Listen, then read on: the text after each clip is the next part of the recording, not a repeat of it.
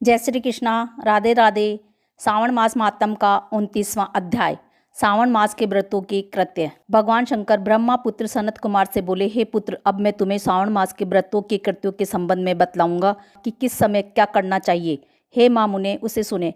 श्रावण महीने की तिथि किस समय की लेनी चाहिए, किस समय क्या विधान है, पूजन तथा जागरण कैसे करना चाहिए, नक्त व्रत का उषा काल उस व्रत कर्म में कहाँ है, रात में भोजन तथा भोजनाभाव दिन में कहाँ है, प्रातः काल उस व्रत काल में उद्यापन कहाँ है, पंचांग द्वारा शुद्ध समय में अधिवासन करना चाहिए, दूसरे दिन विधि पूर्वक होम करना चाहिए, धारण तथा पारणा में हास वृद्धि नहीं होती, श्रावण शुक्ल प्रतिपदा के दिन संकल्प करके उपवास करे, दूसरे दिन हविष्यान पारण में स्वीकार करना चाहिए, पारण का दिन एकादशी में हो तो 3 उपवास करने चाहिए, रविवार व्रतार्जन काल प्रातः काल ही है, सोमवार में सायंकाल का समय प्रदान कहा गया है, मंगल बुध तथा गुरु की पूजा में मुख्य समय सुबह का है, शुक्र पूजा सुबह तथा रात में जागरण करें, नरसिंह तथा शनि की पूजा शाम को की जाती है, शनि व्रत का दान का समय मध्याह्न है, हनुमान जी की पूजा मध्याह्न तथा अश्वस्थ पूजा का समय प्रातः काल है,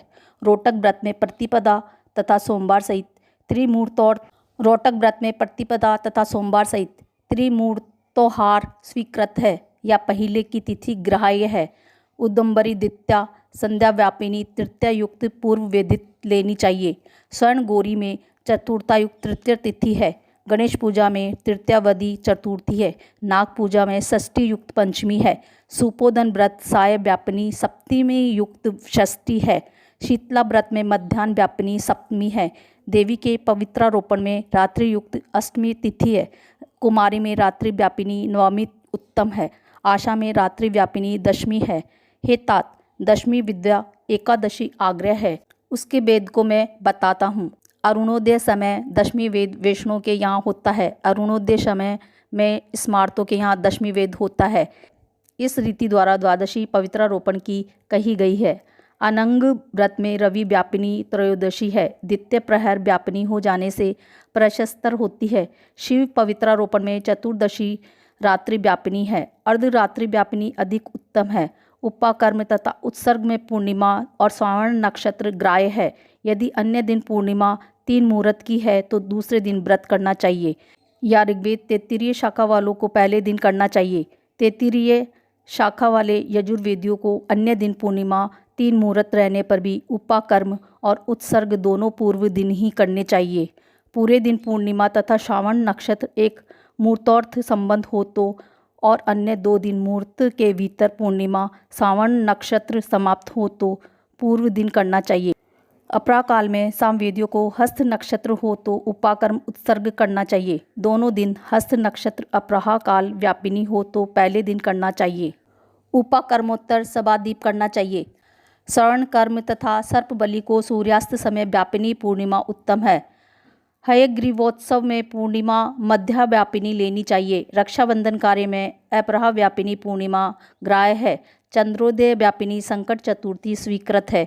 चतुर्थी चंद्रोदय व्यापिनी दोनों दिन हो या न हो तो पहले दिन करना चाहिए, क्योंकि तृतीया के दिन चतुर्थी हो जाने से वह महत्व पुण्य का फलप्रद होती है। हे वत्स, व्रती पहले दिन गणनाथ को प्रसन्न करने वाली चतुर्थी का व्रत करे। गणेश, गौरी तथा बहुला को छोड़कर दूसरे देवों की पूजा में पंचमी विधि ली गई है। श्री कृष्ण पूजा में अर्धरात्रि व्यापिनी अष्टमी विधि है। निर्णय के बारे में सर्वत्र 6 तिथि मान्य है। एक तो दोनों दिन पूर्ण व्यापित, दोनों दिन केवल अव्यापित, दोनों दिन अंश द्वारा समव्यापित, दोनों दिन अंश द्वारा विषम व्यापित तथा अन्य दिन अंश द्वारा अव्यापित, पूर्व दिन अंश से व्यापित। अन्य अव्यापित 6 पक्षों में से 3 पक्षों में संदेह नहीं है। अब उसे सुनो। पूर्ण व्यापित में अंश व्यापित से अधिक व्यापित श्रेष्ठ मानी जाती है। एक दिन जो पूर्ण तिथि है वही अन्य दिन अपूर्ण कही गई है। एक अव्यापित अन्य दिन अंश व्यापित हो तो श्रेष्ठ अंश व्यापित होती है।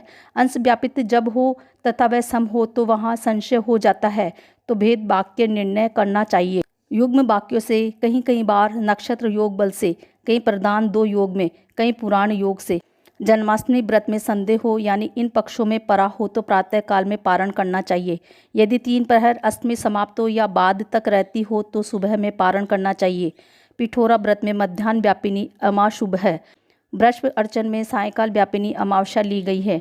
ध्रुवों के संचय में संभव समय है। सूर्य कर्क संक्रांति में 30 घड़ी पहले पुण्य समय माना है। सिंह संक्रांति में 16 घड़ी पहले तथा 16 घड़ी बाद में पुण्य समय आ जाता है।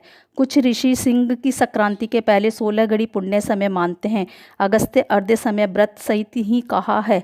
हे वत्स, मैंने यह कर्मों का काल निर्णय बताया है। इस अध्याय को जो सुनाता है तथा जो सुनता है उसको श्रावण मास के सभी व्रतों का फल प्राप्त हो जाता है। जय श्री कृष्णा। राधे राधे। ओम नमः शिवाय।